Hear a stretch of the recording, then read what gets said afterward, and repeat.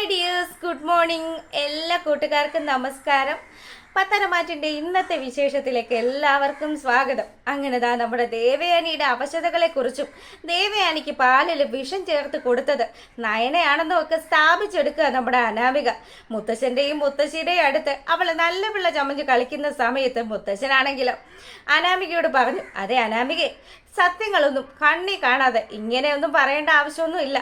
എന്തിനാ ഒരാളുടെ പേരിൽ ഇങ്ങനെ കുറ്റം ആരോപിക്കുന്നത്? അപ്പം നവ്യ ഇതൊക്കെ കേട്ടിട്ട് അവളും മിണ്ടാതെ ഒന്നും നിന്നില്ല. തൻ്റെ അനുജത്തിയെ കുറ്റം പറയുകയാണല്ലോ. അവളെ പറ്റി പറഞ്ഞു കഴിഞ്ഞാൽ ഇപ്പം നമ്മുടെ നവ്യ പ്രതികരിക്കുമെന്നുള്ളത് അനാമികയ്ക്കും രേവതിക്കും ഒക്കെ മനസ്സിലായി.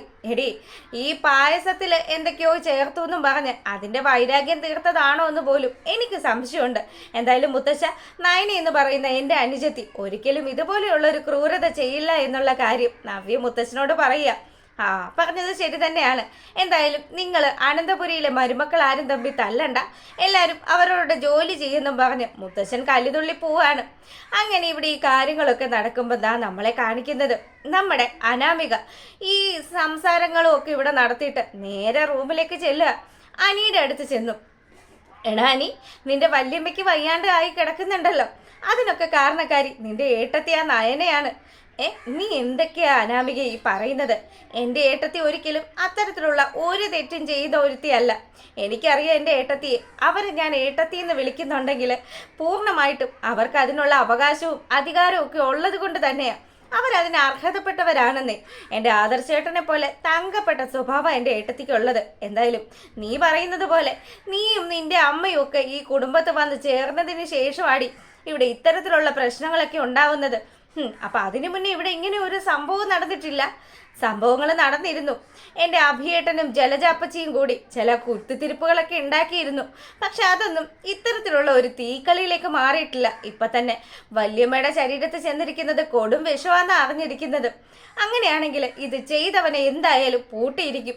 മുത്തശ്ശൻ അതിനുള്ള തീരുമാനങ്ങളൊക്കെ എടുത്തിട്ടുണ്ട്. അപ്പം എല്ലാവരും ഒന്ന് കരുതിയിരിക്കുന്നത് നല്ലതായിരിക്കുമെന്ന് അനി പറയാണ്. ഇതൊക്കെ കേട്ടുകൊണ്ട് നമ്മുടെ അനാമികയാണെങ്കിലോ, അല്ലെങ്കിലും നിന്നോടൊന്നും പറഞ്ഞിട്ട് ഒരു കാര്യമില്ല. നീ അല്ലെങ്കിലും നിന്റെ കാമുകി ആ മൊട്ടച്ചി ഉണ്ടല്ലോ, അവളുടെ ചേച്ചിയെ സപ്പോർട്ട് ചെയ്തല്ലേ സംസാരിക്കുള്ളൂ.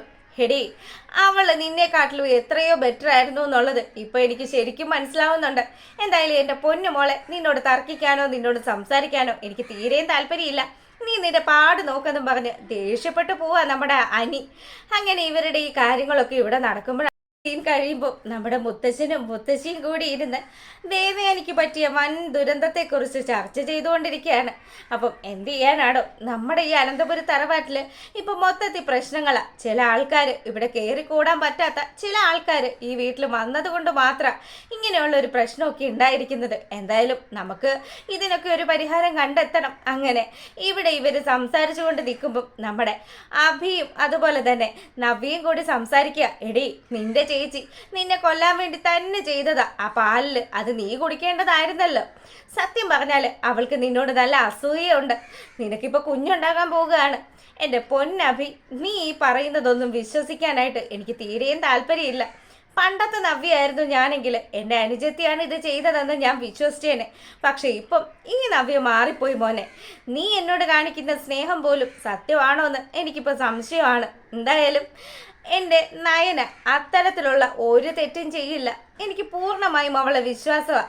അവളുണ്ടല്ലോ എൻ്റെ ജീവിതം നന്നായി കാണണമെന്ന് മാത്രമേ ആഗ്രഹിക്കുന്നുള്ളൂ. എന്തായാലും നിന്റെ അമ്മയുടെയും ഒക്കെ സംശയം അത് നാലാക്കി മടക്കി അങ്ങ് വെച്ചാൽ മതിയെന്ന് പറഞ്ഞു. അങ്ങനെ ആ ഒരു സീൻ കഴിഞ്ഞു. നമ്മുടെ ജലജയാണെങ്കിലോ മുത്തശ്ശൻ്റെയും മുത്തശ്ശിയുടെയും അടുത്തേക്ക് വന്നിട്ട്, അച്ഛനും അമ്മ ഇവിടുത്തെ വല്ല കാര്യം അറിയുന്നുണ്ടോ?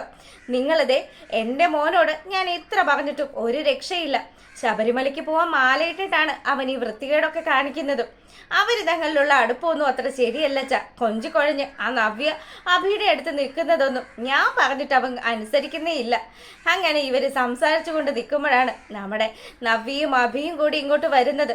മുത്തശ്ശനും മുത്തശ്ശിയും അവരോട് ചോദിച്ചു, മുത്തശ്ശ, ഞങ്ങൾക്ക് അത് ഈ കഴിഞ്ഞ ദിവസങ്ങളിൽ എന്ന് പറഞ്ഞാൽ അഭി എന്നോട് പ്രത്യേക ഒരു സ്നേഹവും പരിഗണനയൊക്കെ കാണിച്ചപ്പോൾ ഞാനൊന്ന് പരിസരം മറന്നു എന്നുള്ളത് സത്യം മുത്തശ്ശ. അല്ലാതെ ഒരു തെറ്റ് ഞങ്ങൾ ആരും ചെയ്തിട്ടില്ല. പിന്നെ മാലയിട്ടവനും ബോധം വേണം. ഇവൻ മാലയിട്ടിരിക്കുകയാണെന്നും മറ്റുള്ളവരിൽ നിന്നും അകലം പാലിക്കണമെന്നും എൻ്റെ പൊന്നച്ഛ, അച്ഛൻ ഈ പറയുന്നതിൻ്റെ അപ്പുറമാണ് ഇവളുടെ അനുജത്തി നയനയും ആദർശം കാണിച്ചു കൂട്ടുന്നത്. ദേ, നീ നിന്റെ മകന്റെയും മരുമകളുടെയും കാര്യം മാത്രം അന്വേഷിച്ചാൽ മതി ജലജെ. അവരുടെ കാര്യം അന്വേഷിക്കാനായിട്ട് ഇവിടെ ഞങ്ങളൊക്കെ ഉണ്ട്. എന്തായാലും ആദർശും നയനമോളും ഒന്നും അത്തരത്തിലുള്ള ഒരു തെറ്റും ചെയ്യില്ല. മുത്തശ്ശിയാണെങ്കിലോ മക്കളെ രണ്ടുപേരും പോയി അയ്യപ്പസ്വാമിയോട് ക്ഷമ ചോദിക്കെന്ന് പറഞ്ഞു. അങ്ങനെ നമ്മുടെ നവ്യ മുത്തശ്ശിയോട് ഓക്കെയും പറഞ്ഞ് അവളൊന്ന് ആ പൂജാമുറിയിലേക്ക് പോവുക. എന്നിട്ടും ജലജയാണെങ്കിലോ ഏഷണി കയറ്റാൻ നോക്കിയിട്ട് ഒന്നും നടന്നില്ലല്ലോ എന്നുള്ള ദുഃഖത്തിലിരിക്കുക. അപ്പൊ ഇവിടെ ഈ കാര്യങ്ങളൊക്കെ നടക്കുമ്പോഴാണെങ്കിലോ നമ്മളെ കാണിക്കുന്നത് ആശുപത്രിയിലാണ്. നമ്മുടെ ആദർശിനെയും ജയനെയും ഡോക്ടർ വിളിച്ചിരുത്തി. അതിനുശേഷം ആ ദേവയാനിയുടെ സംഭവങ്ങളൊക്കെ ഓരോന്നായിട്ട് പറയുക. ദേവയാനിക്ക് ബോധം വന്ന സമയത്ത് ഞാൻ അവരോട് സംസാരിച്ചായിരുന്നു.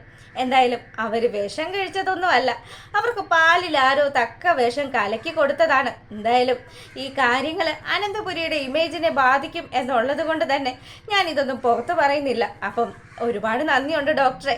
ഞങ്ങളുടെ അനന്തപുരി തറവാടിൻ്റെ നട്ടലാണ് ദേവയാനി. ദേവയാനി കിടപ്പിലായി കഴിഞ്ഞാൽ ആ വീട് തന്നെ തകർന്നു പോകും. അറിയാലോ ഡോക്ടറിന് എൻ്റെ അച്ഛന് വയ്യാതെ വന്ന കാര്യങ്ങൾ. അപ്പം അതുകൊണ്ട് ഡോക്ടർ എങ്ങനെയെങ്കിലും അവളെ പഴയതുപോലെ ആക്കി തരണം. ഞങ്ങൾ ഞങ്ങളുടെ രീതിയിൽ ഞങ്ങൾ ശ്രമിക്കാവുന്ന പോലെയൊക്കെ ശ്രമിക്കുന്നുണ്ട്. ബാക്കിയൊക്കെ ഈശ്വരനിൽ അർപ്പിച്ചു. എന്തായാലും എല്ലാവരും ശബരിമലയ്ക്ക് പോകാൻ മാലയിട്ടതല്ലേ, ഭഗവാനെ ആഞ്ഞു വിളിച്ചോളാൻ പറഞ്ഞു ഡോക്ടർ. അങ്ങനെ ഇവരുടെ ഈ ഒരു സംസാരമൊക്കെ കഴിയുമ്പം നമ്മുടെ നവ്യയും നയനയും കൂടി ഒരു കൂടിക്കാഴ്ച നടത്തുകയാണ്. എൻ്റെ മോളെ, നീ ഉദ്ദേശിക്കുന്ന പോലെയൊന്നും അല്ല. അനന്തപുരിക്കാർ മുഴുവനും നിന്റെ പടലേക്കാണ് ഈ കുറ്റം കൊണ്ടുവന്ന് വെക്കുന്നത്.